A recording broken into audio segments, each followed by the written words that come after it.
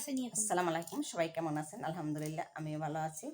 আমি দুটো নারকেল কুড়াই নিয়েছি, আজকে আমি বানাবো চাল ভাজা করে গুঁড়ো করে নিয়েছি, আধা ভাঙা করে আমি নাড়ু বানাবো নারকেল আর চাল ভাজার গুঁড়ো দিয়ে। শুধু নারকেল দিয়ে নাড়ু অনেকেই খেয়েছেন, কিন্তু চাল ভাজার গুঁড়ো দিলে নারকেলের নাড়ুটা অনেক সুস্বাদু হয়। আমি একটা পাতিল দিয়ে দিছি, পাতিলের নিচে একটু দাগ, ওটা আগের পোড়া দাগ। এখন আমি তা দিয়ে দিলাম খেজুরের গুড়। আপনারা তালের গুড়, চিনি যে কোনো মিষ্টি দিয়ে বানাতে পারেন, যার যার পছন্দ মতো চিনি গুড় যে যা খায়। তা আমি গুড়টা একটু বেশি দেবো, আপনারা কম খেলে কম দেবেন। আমি নাড়ুটা গুড়টা বেশি খাই আমরা। গুড়টা আঁচ দিচ্ছি, চুলের আঁচটা একটু কমিয়ে দিয়ে জ্বালাচ্ছি, তাপটা কম দিয়ে গুড়টা গলিয়ে নেব। গুড়টা কিন্তু আঠা আঠা আলো, এটা পাতলা হয়ে যাবে জাল লাগলে। নাড়াচ্ছি, দেখবেন যে একটু সময়ের মধ্যেই গুড়টা পাতলা হয়ে যাবে। আর পাতলা হলে আমি নারকেলটা দিয়ে দেবো। দেখেন পাতলা হয়ে গেছে, এবার আমি ফোটার অপেক্ষা করব। গুড়টা ফুটে ওঠার অপেক্ষা করবো, কিন্তু নাড়াতে থাকতে হবে। গুড়টা খালি বা পানি দিয়ে নেই, শুধু গুড় তো, না নাড়ালে লেগে যাবে। তো সুন্দর করে গুড়টা কিন্তু গ্যাজলা উঠে গেছে, মানে এটা ফুটছে। ফোটার ভিতরে আমি নারকেলটা দিয়ে দিলাম। এবার আমি নারকেলটা সিদ্ধ করে নেব। এর মধ্যে আমি একটু লবণ দিয়ে দেব। মিষ্টি জিনিসে লবণ একটু দিতেই হয়, তাই একটু লবণ আমি দিয়ে দেবো। গুড়টা দিয়ে লবণটা দিয়ে আমি আবার সব নাড়াই চাড়াই মিশিয়ে দিলাম।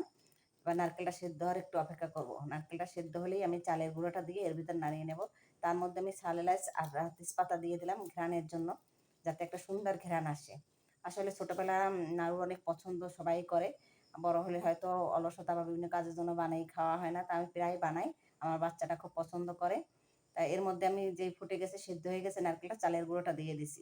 তো চালের গুঁড়োটা অল্প একটু রেখে দিচ্ছি, মানে একবারে সব দিব না, যদি লাগে দিব। তা দেখতেছি না আরেকটু লাগবে, তা আমি আরেকটু দিয়ে দিলাম। 2 কাপ চাল ভাজার গুঁড়ো সবই দিয়ে দিলাম। তা ভালো করে নাড়াই দিতে হবে, এবং নাড়ানো থামা যাবে না, কারণ নারকেলের নাড়ু কিন্তু নাড়ানো থামলেই লেগে যাবে তলায়। তো সুন্দর করে নাড়াই চাড়াই দিচ্ছি। খেতে কিন্তু অনেক মজা হয় খেজুরের গুড়ের নাড়ু, বা আপনারা চিনি দিয়ে যে কোনো দিয়েই বানাতে পারেন, কিন্তু নারকেল আর চাল ভাজার নাড়ুটা কিন্তু অন্যরকম একটা মজা। এমনি নারকেল দিয়ে নাড়ু সবাই হয়তো খান, কিন্তু চাল ভাজার গুঁড়ো দিয়ে খেয়ে দেখবেন অনেক মজা লাগে। তা দেখি আঠা আঠা হয়ে আসছে, আর একটু লাগবে, তাই আমি আবার দেখি আরও নাড়াচ্ছি, যাতে নিচে না লেগে যায় হাঁড়িতে। যার কারণে নাড়ার উপর থাকলে মিষ্টি জিনিস তো তলায় লেগে যেতে পারে, এর জন্য জাল কম দিয়ে আমি সুন্দর করে নাড়াই ছাড়াই এটাকে আঠা আঠা করে নেব, যাতে হাতে লাড্ডুর মতো করা যায়। চাল ভাজা আর নারকেল দিয়ে নাড়ু এভাবেই বানাই আমরা। আপনারা কে কীরকম বানান কমেন্ট করে জানাবেন।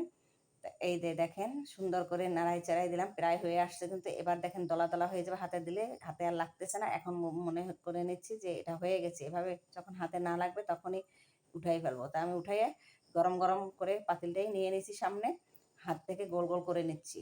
এভাবে গোল গোল করে বানিয়ে খেয়ে দেখবেন অনেক মজা লাগে। এটা ফ্রিজে রাখলে 1 মাসের উপরে থাকে, ভালো থাকে। আর বাহিরে রাখলে 1 সপ্তাহ বা তার বেশি 10-15 দিন থাকে। তো সবাই ভালো থাকবেন, আল্লাহ হাফেজ।